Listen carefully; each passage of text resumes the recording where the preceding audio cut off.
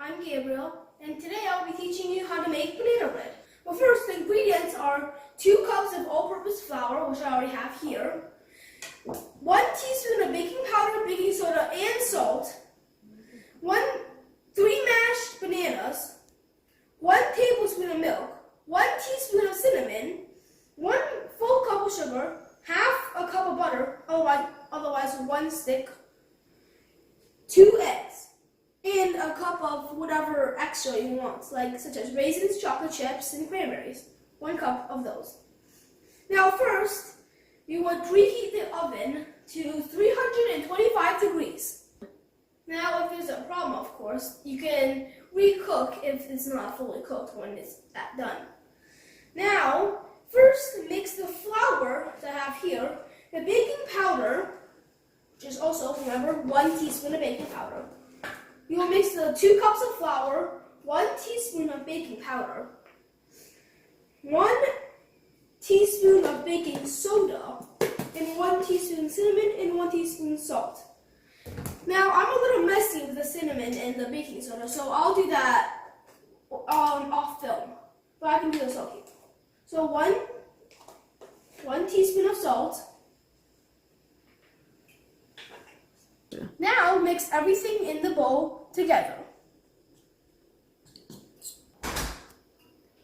Now, after you've done mixing, put that aside. Take your 3 bananas, peel them all 1 by 1. Of course, if there's any rotten spots, you can cut that off with a knife, or you can just break it off. Gotcha. Now, after you put the banana bowl, add 1 tablespoon of milk, and then take a fork, or a fork, a spoon will work too, and start mashing the bananas. Yeah.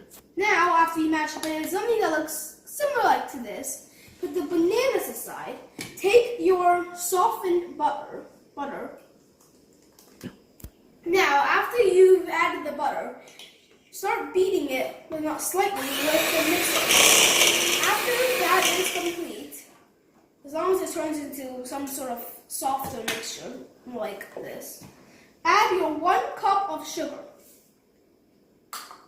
After that, mix again, and then after you beat the butter into something that looks similar to this, if it does look similar but not close, it's fine, add 1 egg, at a time, of course, to the mixture.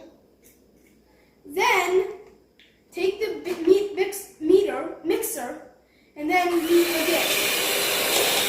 After you beat the butter into a more creamy kind of mixture, add the 2nd egg.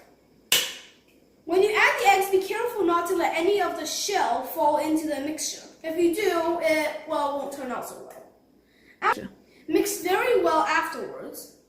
And make sure to, if there is any eggshells, not to mix it into it and make it even more fragmented. Now, after you mix the butter and eggs and sugar into a mixture somewhat like pudding, add your banana mixture into the butter mixture. Now, after you have done that, stir in the dry mixture. Actually, before you do add in the dry mixture, stir or beat well.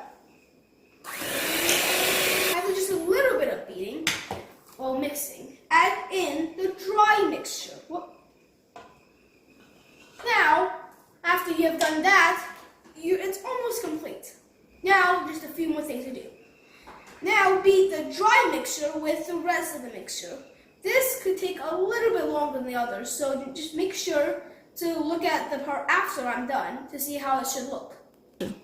Now, after you've mixed into something that looks similar to this, without a beater, add whatever you would like extra in it, such as raisins, cranberries, chocolate chips, maybe some sesame seeds, something like that. After you've added those, mix again with your fork or spoon or mixing item.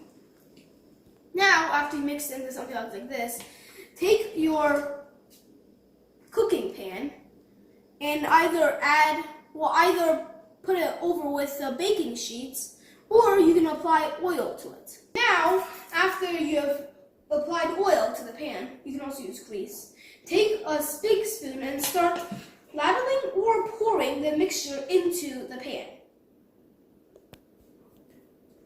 Now, after you have taken all the batter into the pan, take the batter, put it into the oven, carefully, of course.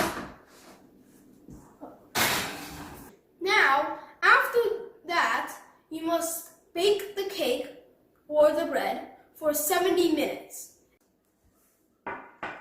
And this is what the finished product should look like.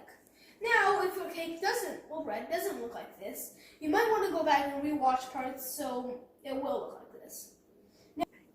Thank you for watching.